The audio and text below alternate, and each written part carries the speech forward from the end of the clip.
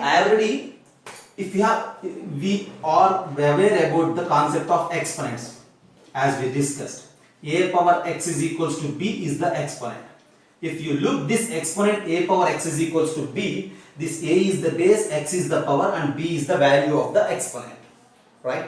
Now here this b is the subject, b is equals to a power x. If you make this x as the subject, we can write it like x is equals to logarithm of b to the base a. Then it leads to the concept of logarithms where x is the subject, right? But if you make a as the subject, we will write it like a is equals to b to the power 1 by x. I think you know it.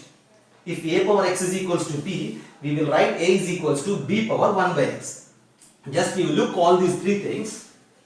It relates to three variables a, b and x. In our regular exponents, b is the subject. In logarithms, this x is the subject. Whereas in this a is equals to b power 1 by x, a is the subject. We will express that a in terms of the other variables b and x. Right? Now since this a is equals to b power 1 by x, we can write it like a is equals to x to root of b also. We will write it like a is equals to x to root of b. And we mention it as nth roots.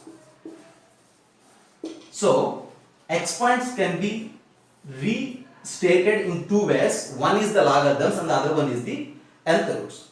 If you try to find the value of this x root of b, sometimes this value of x root of b is a rational number, sometimes it is not a rational number.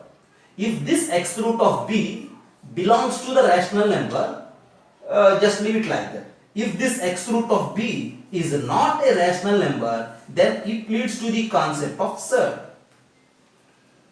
Just once again have a look. See exponents. A power x is equals to b, x is equals to log b base a is the concept of logarithms. If you make a as the subject, you will write it like a is equals to b power 1 by x, a is equals to x root of b. Now you just think about this x root of b. That means x root of b means you just think about this a, right? X root of b is equal to a, right? So you have to think about the x root of b. If the value of this x root of b is a rational number, that means if a is a rational number, you just leave it like that, no problem. If that is not rational, then we will mention this x root of b as a surd. What I am going to tell you is, for suppose if you have that 2 cube is equals to 8 is the exponent. In logarithms we wrote it like 3 is equals to logarithm of 8 base 2. Whereas in nth roots we will write it like 2 is equals to 8 power 1 by 3. 2 is equals to 8 power 1 by 3 we are writing. Since it is 2 is equals to 8 power 1 by 3, this is cube root of 8. This cube root of 8 is 2, a rational number. 2 is a rational number. Since cube root of 8 value is 2, a rational number, it is not a surd. It is not a surd. For suppose, if it is not a rational, then we call it as a surd. For suppose instead of 2 cube root of a, this is not a surd. But instead of the cube root of 8, you have cube root of 7. Its value is not a rational. We don't know the exact value of that cube root of 7. Then this is known as a surd. Right. So basically we have exponents, logarithms is one conversion and the nth roots is the other conversion. In nth roots you need to think about the values, results. If the result is a rational number, it is not a surd. If the result is not a rational, then it is a surd. See, we have two chances to think about the surds, to enter into the concept of surds. One thing is from the side of exponents, and the other thing is from the side of number systems. Once I will tell you that one. Just have a look here.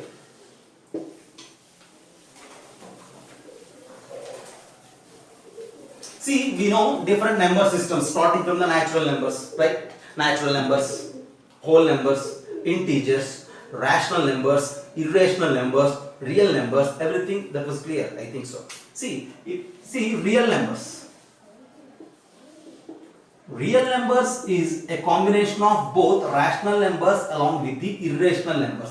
I think you are aware of all these things. These are rationals and these are irrationals.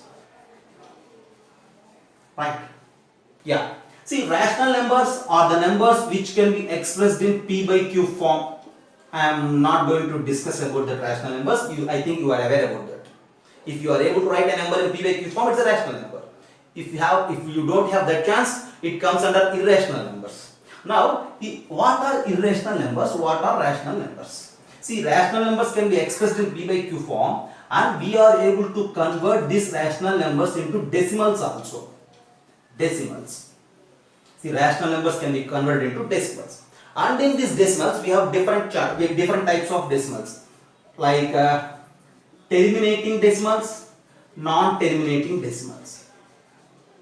Terminating decimals and non-terminating decimals. And in non-terminating decimals also, we have two chances: repeating and non-repeating. All these are the very basic concepts from 7th class and 8th class. Still, if you have any doubts, just try to think about all these things, right? See, real numbers are a combination of rationals and irrationals. Rationals can be converted into decimals. Decimals are basically two types: terminating decimals and non-terminating decimals. And among these non-terminating decimals, still we have two types: repeating decimals and non-repeating decimals, right? This non-repeating and non-terminating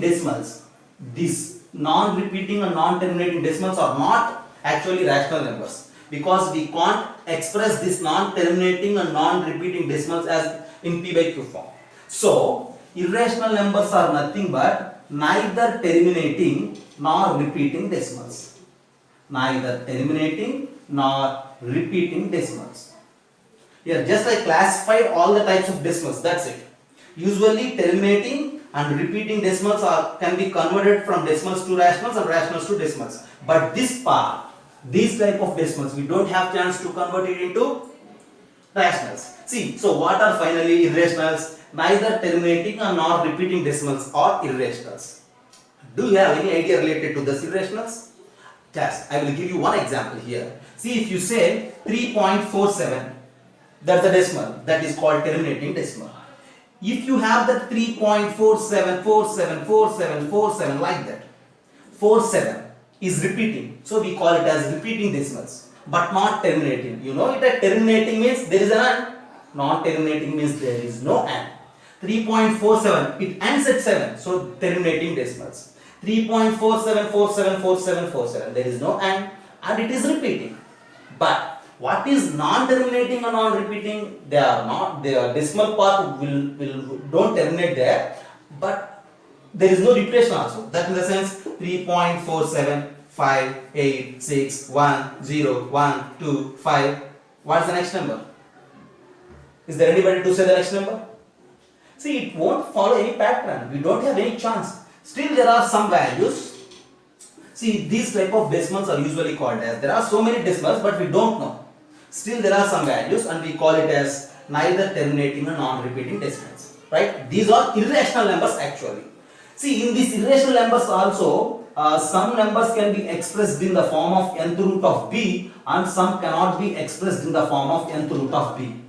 So, which can be expressed in nth root of b are called surds. And tomorrow again I will start with this surds itself, right? But now just I am introducing what is a surd for all of you in relation with the exponents as well as in relation with the number system, right? Once again have a look here. Real numbers involves with two parts, rationals and irrationals, right? Rationals can be expressed in terms of decimals, right? And decimals are many types like terminating, non-terminating, and among the non-terminating, repeating and non-repeating. Here non-repeating and non-terminating decimals have no chance to convert into P by Q form.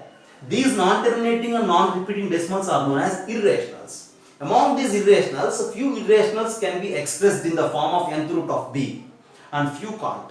So the numbers which can be expressed in nth root of b is a surd, and these are not surds. For example, I mentioned you some examples. If you say root 9 is equals to 3, so this root 9 is not a surd because it has a fixed value like a rational number.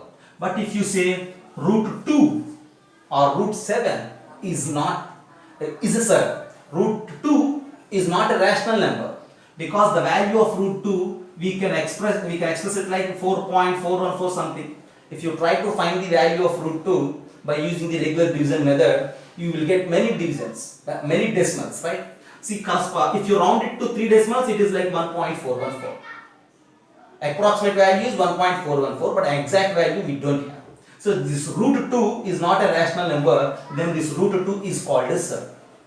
In our words, see, if in our words, this root 2 is a surd, root 3 is a surd, root 4 is 2, so not a surd, root 5 is a surd because its value is not known perfectly, right? Root 6 not a surd, root 7 not a surd, root 8 not a surd, root 9 is, see, just I did a mistake there, just you look there, everything I am writing here.